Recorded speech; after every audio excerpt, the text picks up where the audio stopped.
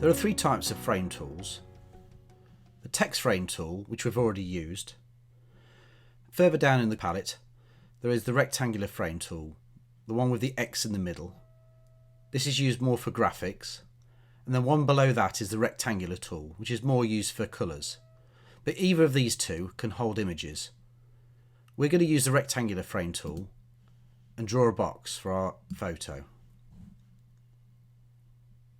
Whilst the frame is highlighted, go up to the top control panel and click Auto Fit. Go over to the File menu and click Place. Then select your image from the dialog window.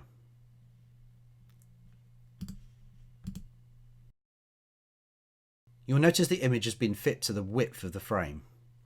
To move the image within inside the frame, go over to your tool palette and click the Direct Select tool. When you roll over the image, you will notice the cursor change to a hand. That means you can drag the image inside the frame. You can resize the image by dragging the handles, and if you hold down Shift, it will drag it in proportion.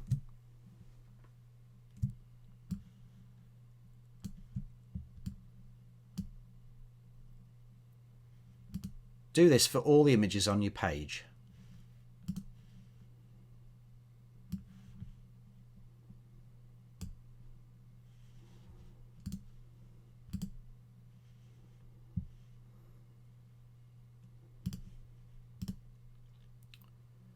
If you forget to select the Auto Fit button at the top, your image will be inserted at its full size. You can always resize the image easily by again going back up to the control panel at the top and clicking one of the Auto Fit buttons. It will fit it to either the width or height of the image. Again, you can adjust the image by clicking on the image inside the frame and dragging the handles to resize it. If you wish to resize the actual frame the image sits in, go over to the normal selection tool, click on the image and drag the sides in.